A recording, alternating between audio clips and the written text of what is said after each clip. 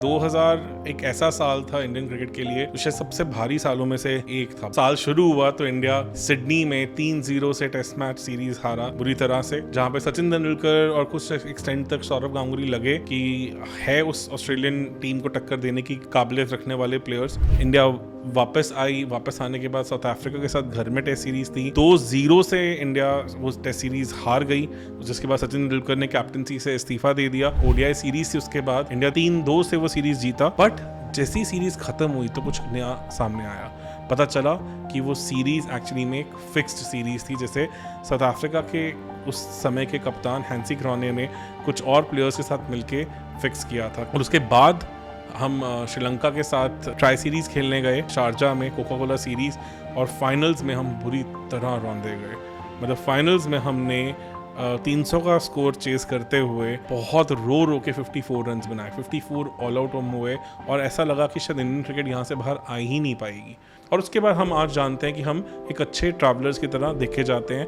World cricket में हमारा नाम है कि हाँ, हम इंटरनेशनल अब्रॉड सेना कंट्री सीरीज़ में भी अच्छा करते हैं। तो ये दौर 2001 से शुरू हुआ। उसके बाद 2003 के वर्ल्ड कप फाइनल तक हम पहुँचे, 2007 का T20 वर्ल्ड कप जीता, और कहीं ना कहीं आज हम किसी भी ICC टूर्नामेंट, किसी भी बड़ी सीरीज़ में जाते हैं तो हम फेवरेट नहीं तो अमंग द फेवरेट्स पक्का से होते ही हैं।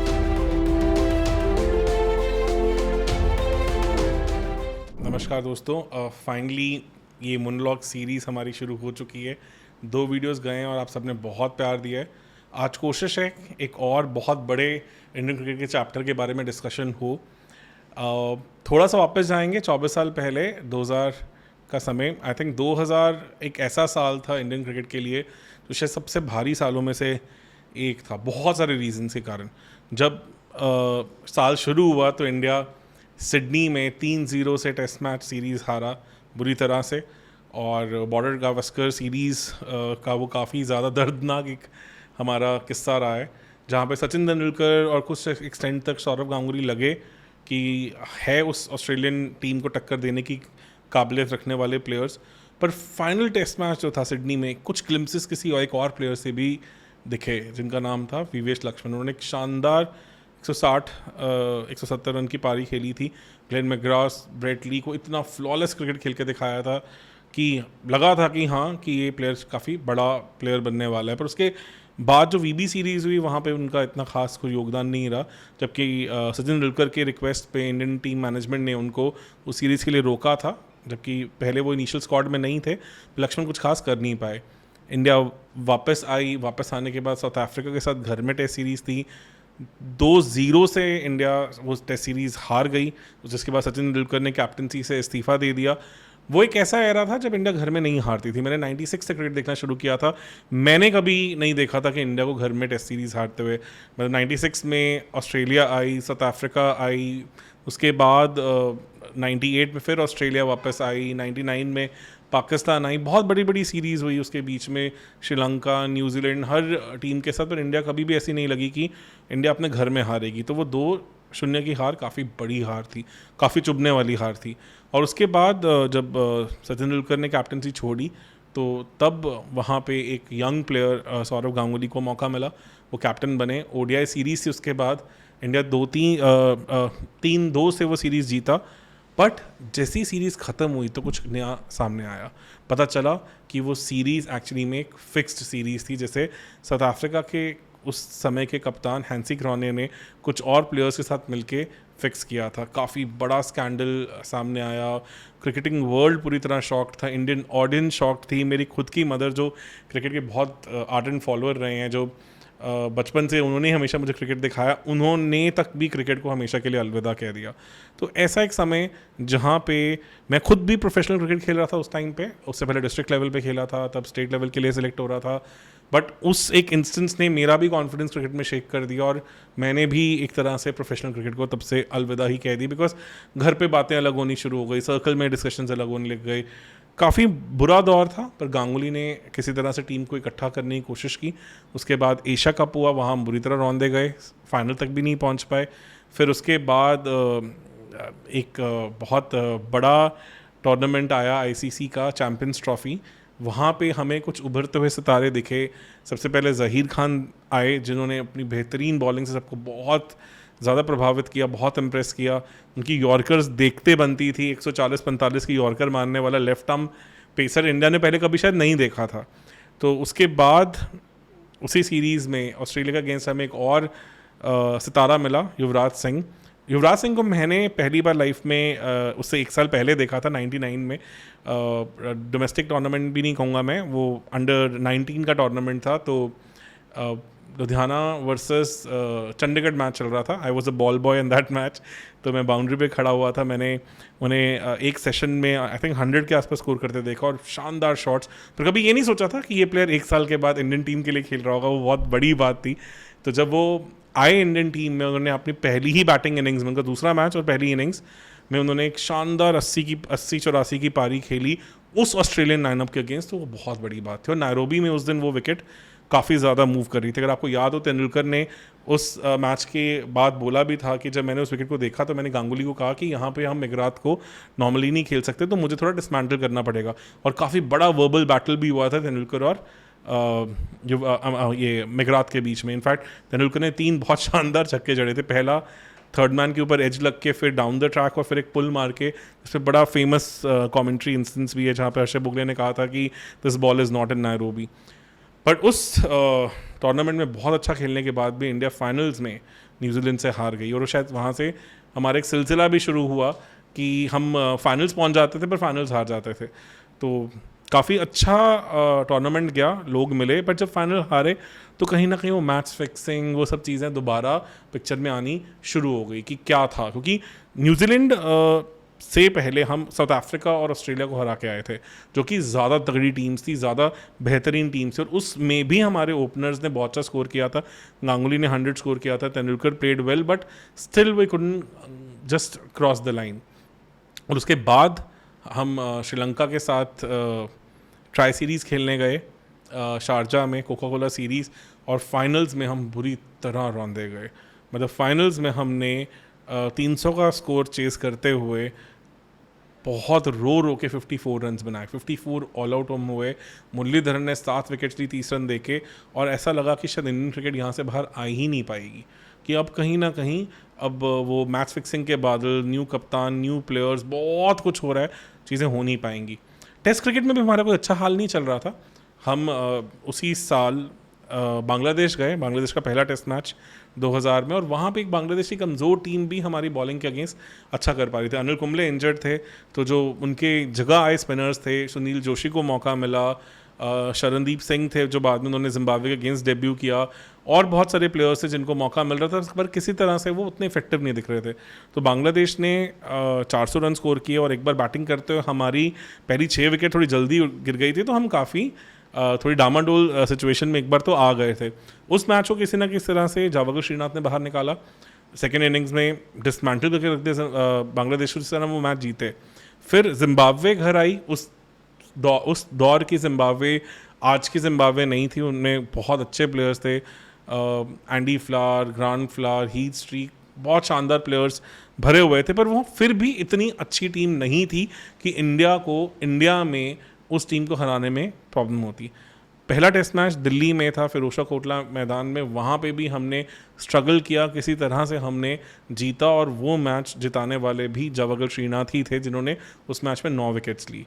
उससे अगला मैच नागपुर में बहुत ज़्यादा डल मैच गया, जहाँ पे इंडिया सेकेंड इनिंग्स में जिम्बाब्वे को आउट ही नहीं कर पाई, और एंडी फ्लावर ने एक शानदार दोहरा शतक मारा था और इंडियन स्पिनर्स की धज्जियाँ उड़ा के रख दी थी। रिवर्स स्वीप पे रिवर्स स्वीप मार के उन्होंने इंडियन स्पिनर्स को बिल्कुल आइडिया ही नहीं लगने दिया था कि वो किस तरह से इन बैट्समैन का गेंद करें। और उसके जस्ट बाद इंडिया आ रही थी माइटी ऑस्ट्रेलियंस, जो कि 15 नॉन स्टॉप टेस्ट मैचेस जीत के एक विजय ध्वज लहराती हुई अलग ही लीग की टीम बन के पहुंची थी, और लग नहीं रहा था कि उस टीम को शायद कोई रोक पाएगा। पहला मैच हुआ बॉम्बे में, मुंबई में, जहां पे वानखेड़े में उस मैच में जावगल श्रीनाथ खेले, पर अनिल कुंबले नहीं थे उस सीरीज़ में। बट किसी तरह से सबसे लड़ के एक ऐसे यंग उभरते हुए सितारे को सौरव गांगुली टीम में लेके आए जिनके बारे में शायद कोई बात भी करना नहीं चाहता था। उनको लेके इनडिसिप्लिन के काफ़ी सारे इंस्टेंसेस थे, बहुत कुछ था, और सिलेक्टर्स ने भी कहा था कि अगर ये प्लेयर नहीं चला तो शायद सौरव गांगुली का कप्तानी करियर भी ख़त्म हो सकता है। तो वहाँ पे उस प्लेयर का नाम था हरभजन सिंह। वहाँ पे वानखेड़े में उन्होंने अपने जलवे दिखाए। इंडिया 176 के एक मॉडेस्ट टोटल पे आउट हो गया, जहाँ पे शेन वॉर्न और ग्लेन मैकग्राथ के अगेंस्ट हमारा कोई जवाब ही नहीं था हमारे पास उनके लिए। पहली एक ऐसी टेस्ट सीरीज़ थी जहाँ पे दोनों बॉलर्स इकट्ठे इंडिया के अगेंस्ट इंडिया में खेले थे। 99 में भी दोनों इकट्ठे खेले थे और तब इंडिया कुछ नहीं कर पाई थी, तो यहाँ भी लगा शायद ऐसा ही कुछ होगा। सचिन तेंदुलकर इकलौते एक बल्लेबाज लगे जो इस तरह की गेंदबाजी के आगे खड़ पा रहे थे। उन्होंने शानदार 76 स्कोर किया और मैकग्राथ की गेंद पे आउट हुए थे पीछे कीपर पे।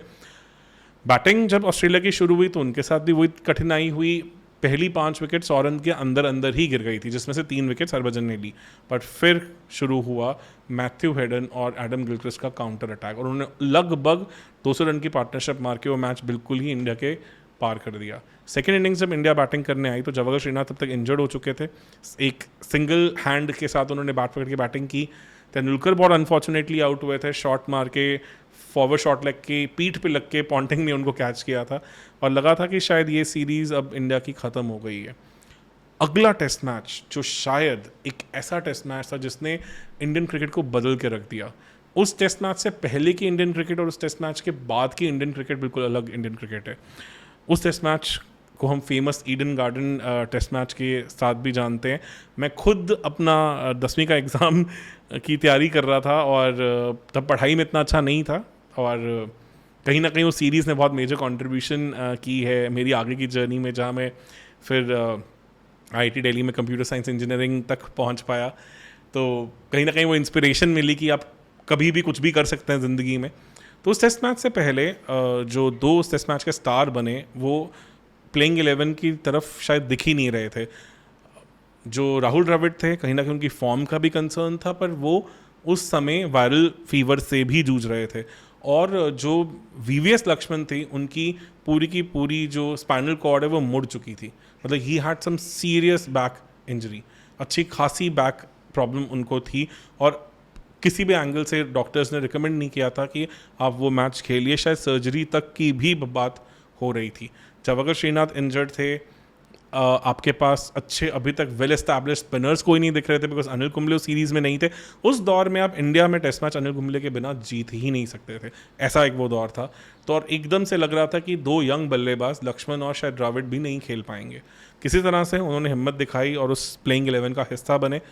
शुरू हुआ टेस्ट मैच, ऑस्ट्रेलिया ने बुरी तरह रौंदना शुरू किया, लगभग 200 रन के आसपास पहुंच गए, सिर्फ एक ही विकेट उड़ी थी।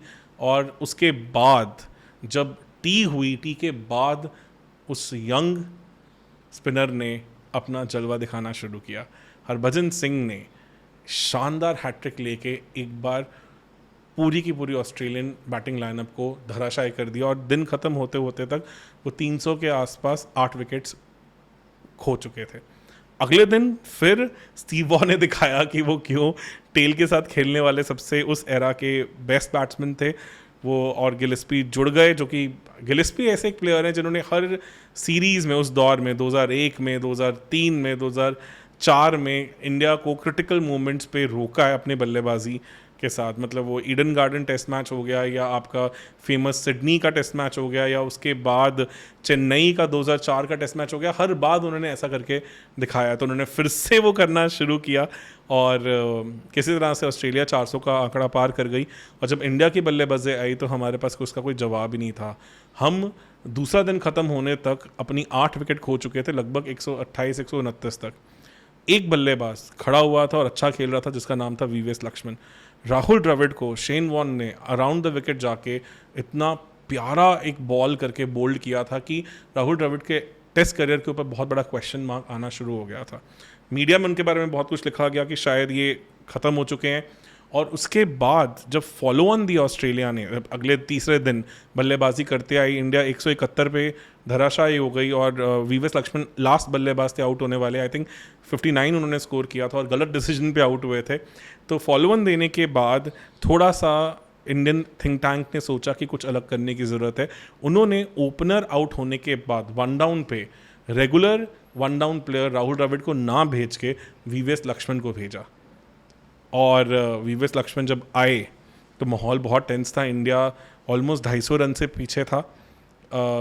इनिंग शुरू होने तक, और एक अच्छी ओपनिंग साझेदारी हुई थी, तब भी 170-180 रन से हम पीछे थे। उन्होंने अपना असली नेचुरल गेम खेलना शुरू किया, इधर उधर रन स्कोर करने शुरू किए, और तीसरा दिन ख़त्म होने तक हम दोनों ओपनर्स खो चुके थे, जिसमें शिव सुंदर दास अच्छा खेल रहे थे पर वो हिट विकेट आउट हुए।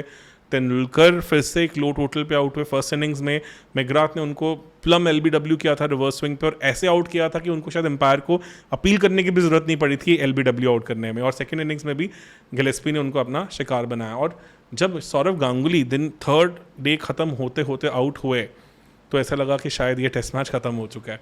और जब राहुल द्रविड़ बैटिंग करने आए तो ऑस्ट्रेलियन टीम ने उनको काफ़ी स्लेज किया कि पहले 1 डाउन आ रहे थे, फिर अब आप 4 डाउन आ रहे हैं नंबर 6 पे, और अगले टेस्ट मैच में तो बाहर ही होने वाले हैं। और किसी तरह से लगता है वो बात शायद राहुल द्रविड़ को चुभ गई, और उन्होंने अगला पूरा दिन अपनी कंसंट्रेशन लैप्स के बिना बल्लेबाजी करके दिखाई, और दोनों ने मिलके, लक्ष्मण और द्रविड़ ने इतिहास रच दिया। इतनी सुंदर बल्लेबाजी की, एक भी चांस नहीं दिया, और ऑस्ट्रेलिया के हर दाव पेच का उनके पास जवाब था, और उस मैच को उन्होंने 5वें दिन तक पहुंचा दिया, जो कि दिख नहीं रहा था। और 5वें दिन शुरू होने तक इंडिया के पास अच्छी खासी साइजेबल लीड थी, हम 300 से ऊपर थे। उस टाइम तक VVS लक्ष्मण 275 पे नॉट आउट थे, राहुल द्रविड़ अपना 150 कर चुके थे, पर फिर भी ऑस्ट्रेलिया का खौफ इतना था कि कप्तान सौरव गांगुली को लगा कि शायद हमें थोड़ा और अभी रन करना चाहिए। और इंडिया ने 17-18 ओवर और बल्लेबाजी की, और 72-73 ओवरों में लगभग 350 का टोटल चेस करने के लिए दिया ऑस्ट्रेलिया को। राहुल द्रविड़ ने जब 100 की थी अपने चौथे दिन, तो जो प्रेस बॉक्स होता है उसकी तरफ अपना बैट रेस करके बड़े एग्रेसिव जेस्चर के साथ सेलिब्रेट किया था, जो मैंने कभी राहुल द्रविड़ को करते देखा नहीं है। एक स्टेटमेंट थी कि आप बात कर रहे थे कि मुझे ड्रॉप करना चाहिए, ये मेरा जवाब है। और जब ऑस्ट्रेलिया बल्लेबाजी करने आई तो लगा कि ये टेस्ट मैच इजीली ड्रॉ होने वाला है। टी तक कुछ भी नहीं दिख रहा था होता हुआ, पर फिर से टी के बाद दो गेंदबाजों ने पूरा पासा पलट दिया। एक तो हरभजन, जो उस टेस्ट मैच में पहले छाए हुए थे, और एक और शानदार पार्ट टाइमर जिसने ऐसा बहुत बार पहले भी करके दिखाया था, सचिन तेंदुलकर। एक बड़ी फेमस रील है जहाँ पे सौरव गांगुली कह रहे हैं कि सिर्फ 1 ओवर दूंगा, और उन्होंने 3 बहुमूल्य विकेट्स ली। एडम गिलक्रिस्ट को आउट किया, फिर एक सेट हो चुके मैथ्यू हेडन को निकाला, और एक शानदार गुगली पे शेन वॉर्न को आउट किया। मतलब गुगली और शेन वॉर्न शायद हम उनकी गेंदबाजी से एसोसिएट करते हैं, पर उनको इस तरह से फ्लमक्स होते हम आउट होते नहीं देखते। किसी तरह से दिन ख़त्म होने से पहले पहले इंडिया ने ऑस्ट्रेलिया को ऑल आउट किया 212 पे, और उस टेस्ट मैच को जीत के एक बहुत बड़ा इतिहास रच दिया। उस टेस्ट मैच का इम्पैक्ट इतना बड़ा था कि उसके बाद जब वनडे सीरीज शुरू होने से पहले प्रैक्टिस मैच था, तो उसमें बोर्ड्स 11 की टीम ने ऑस्ट्रेलिया को लगभग 150 रनों से हराया था। उस एरा में ऑस्ट्रेलिया ऐसे हारने वाली टीम नहीं थी। सचिन तेंदुलकर ने 49 गेंदों में 49 बॉल्स में लगभग 93-94 स्कोर किया था, बहुत बुरी तरह पीटा था। 23 मार्च 2001 को यह मैच हुआ था, और उसके बाद इंडिया कहीं ना कहीं अब्रॉड उस बिलीव के साथ गई कि शायद हम जीत सकते हैं, कुछ कर सकते हैं। ऐसा नहीं था कि रिजल्ट्स एकदम से बदल गए थे। उसके बाद हम जिम्बाब्वे गए, वहाँ हमने पहला टेस्ट मैच जीतने के बाद सीरीज़ ड्रॉ की, दूसरा टेस्ट मैच हार के, और एक सेशन में हम पूरे डिसमेंटल हुए। फिर हम इंग्लैंड में सीरीज़ ड्रॉ करके आए, वेस्ट इंडीज़ में हमने सीरीज़ हारी जबकि हम 1-0 से लीड कर रहे थे। हम साउथ अफ्रीका में 1-0 से हारे, हम न्यूजीलैंड में काफ़ी तंग हुए, बट कहीं ना कहीं दिखा कि ये टीम एकदम से पुश ओवर टीम नहीं है। फिर हमने ऑस्ट्रेलिया को एक अच्छी टक्कर दी, और उस सीरीज़ में डोमिनेटिंग टीम की तरह आए। जबकि 2003-2004 की सीरीज़ ड्रॉ हुई, पर क्लियर दिख रहा था कि बेटर टीम इंडिया है। और उसके बाद हम आज जानते हैं कि हम एक अच्छे ट्रैवलर्स की तरह देखे जाते हैं। वर्ल्ड क्रिकेट में हमारा नाम है कि हाँ, हम इंटरनेशनल अब्रॉड सेना कंट्री सीरीज़ में भी अच्छा करते हैं। तो ये दौर 2001 से शुरू हुआ, उसके बाद 2003 के वर्ल्ड कप फाइनल तक हम पहुँचे, 2007 का T20 वर्ल्ड कप जीता, और कहीं ना कहीं आज हम किसी भी ICC टूर्नामेंट, किसी भी बड़ी सीरीज़ में जाते हैं तो हम फेवरेट नहीं तो अमंग द फेवरेट्स पक्का से होते ही हैं। और ये कहीं ना कहीं 2001 की उस विक्ट्री को काफ़ी क्रेडिट जाता है। वैसा सा कारनामा ऐसा नहीं है कि एक बार हुआ, इन दोनों बल्लेबाजों ने एडिलेड में भी 2003 में ऐसा ही कर दिखाया था। 80 पे 4 होने के बाद 300 रन की शानदार पार्टनरशिप करके उस टेस्ट मैच का भी पूरा रुख बदल दिया था, और इंडिया वो टेस्ट मैच जीता था। पहली बार ऑस्ट्रेलिया की धरती पे हम बहुत सालों बाद टेस्ट मैच जीते थे। और कहीं ना कहीं लग रहा था कि हम पहली सीरीज़ जीत जाएंगे ऑस्ट्रेलिया की धरती पे। चलो वो नहीं हुआ, पर आगे जाके उसने नींव रखी जो 2018 में हुआ, जो 2020-21 में हो पाया। तो ये एक ऐसा बहुत ही शानदार टेस्ट मैच है जिसमें दो खिलाड़ी जो आइडली उस टेस्ट मैच में खेलने ही नहीं चाहिए थे और जिनके करियर पे उस टाइम तक बहुत बड़े क्वेश्चन मार्क्स थे, काफ़ी सारे फेरबदल थे, जवाहर श्रीनाथ नहीं थे, कुंबले नहीं थे, हरभजन आए जिन पे किसी को ज़्यादा भरोसा नहीं था, बहुत कुछ हुआ। और वो एक ऐसा टेस्ट मैच है जो शायद इंडियन क्रिकेट हिस्ट्री नहीं, वर्ल्ड क्रिकेट हिस्ट्री में एक मेमोरी की तरह बन के रह गया। तो फ्रेंड्स, कोशिश रहेगी ऐसी और बहुत सारी पुरानी यादें और इंपॉर्टेंट इंस्टेंसेस को हम इन मोनोलॉग वीडियोस के थ्रू आप तक लेके आएँ। हमने एक ट्रेंड देखा है कि आप लोग हमारे वीडियोस बहुत अप्रिशिएट करते हैं, बहुत देखते हैं, पर चैनल को उतना सब्सक्राइब नहीं करते हैं। तो प्लीज़ कोशिश करिए कि चैनल को भी सब्सक्राइब करिए ताकि हमारी पूरी टीम को थोड़ा और प्रोत्साहन मिले और वो भी अपनी और दिलो जान के साथ और अच्छी चीज़ें आप तक लेके आ पाएँ। तो इसके साथ फिर मिलते हैं